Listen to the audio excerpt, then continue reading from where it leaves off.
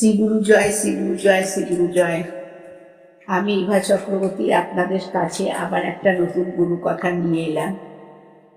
প্রথমে আমি আমার কুলদেবতা গিরিধারী লালজির চরণে অনন্ত কোটি প্রণাম জানাই এবং ভগবান দাদুর রাতুর চরণে কোটি কোটি প্রণাম জানাই এবং শ্রীগুরু সঙ্গের সকল শিষ্য ভক্তদের মঙ্গলার্থে তাদের শ্রীচরণে প্রার্থনা জানাচ্ছি।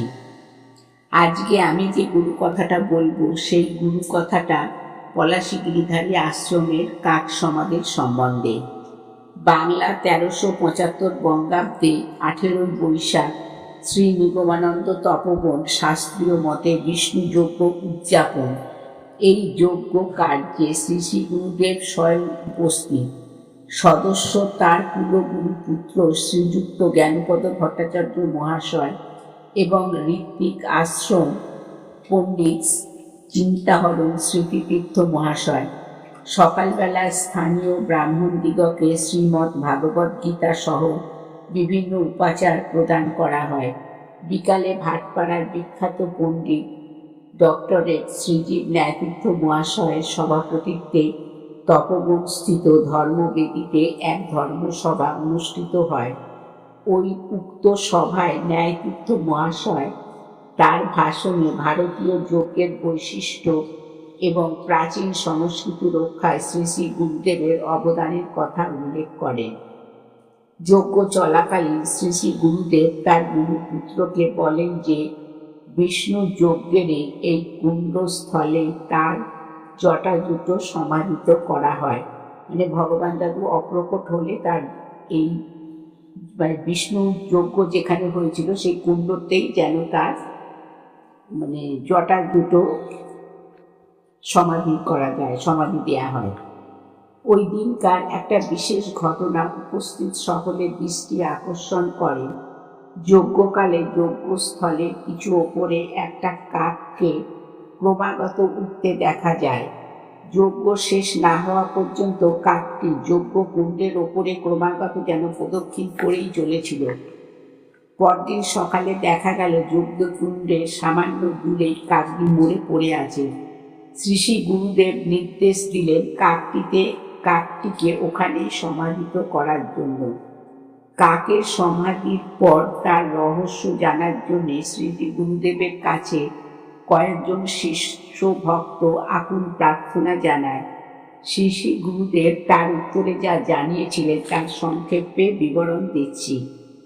কয়েক পুরুষ আগে অযোধ্যাতে সরযূ নদীর তীরে সাধু সন্ন্যাসীরা যখন তপস্যা করছেন তখন গদাধর পাণ্ডা নামে সেখানকার একজন লোক সাধুর ধ্যান ভাঙানোর জন্য নানা রকম চেষ্টা করতে থাকে। পেয়ারা খেয়ে তার ছোবড়া তার কোলের উপর ফেলে দিয়ে কাকের মতন চিৎকার করতে থাকে।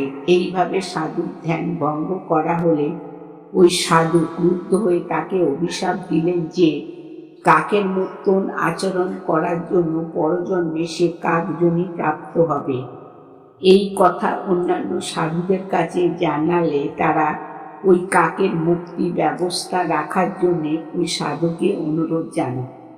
সেই অনুযায়ী পরদিন ভোরে সরযূ নদীতে স্নান করে সেই সাধু ইষ্টচরণে প্রার্থনা জানালেন ভারতের পৃষ্ঠদেশে তপোবন প্রতিষ্ঠা উপলক্ষে এক মহান ঋষি পুরুষ যে বিষ্ণু যজ্ঞের অনুষ্ঠান করবেন সেই পূর্ণ মহাযজ্ঞ দর্শন করে সারাদিন ব্যাপী তার পবিত্র ধূমা রাশিতে পূর্বকৃত পাপের ক্ষয় হবে এবং তারপর সেই যজ্ঞস্থানে তার দেহ পতন হলে তারপর তার মুক্তি লাভ হবে। শ্রীগুরু সঙ্গের সম্পাদক ছিলেন তখন শ্রীযুক্ত অমৃতরঞ্জন বসু মহাশয়। পরে অযোধ্যাতে গিয়ে উক্ত গদাধর পাণ্ডার বর্তমান বংশধর শ্রী অযোধ্যানাথ পাণ্ডার কাছে এই বিষয়টি যথার্থ জ্ঞাত হয়ে আসেন। তারপর 1375 বঙ্গাব্দে মহাষ্টমী মহাযজ্ঞের দিন শ্রী শ্রী গুরুদেবের নির্দেশে তপোবনে বিভিন্ন ভক্তমণ্ডলীর সম্মুখে শ্রী শ্রী গুরুদেব স্বহস্তে লেখা উক্ত কাঠের বিবরণী পাঠ করেন এবং শোনান শ্রীযুক্ত জ্ঞানেন্দ্রনাথ ভট্টাচার্য মহাশয়। আমাদের এই গুরু কথা থেকে আমরা জানতে পারলাম সবই কিছু পূর্ব নির্ধারিত থাকে, পূর্ব নির্ধারিত না থাকলে কোনো ঘটনা ঘটে না।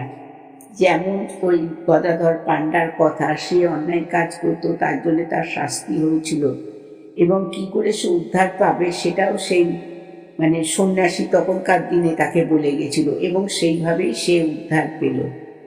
আমি শ্রীগুরু সঙ্গের সকল শিষ্য ভক্তদের মঙ্গল কামনা করে আমি আমার গুরু কথা থেকে বিশ্রাম নিলাম। শ্রীগুরু জয়, শ্রীগুরু জয়।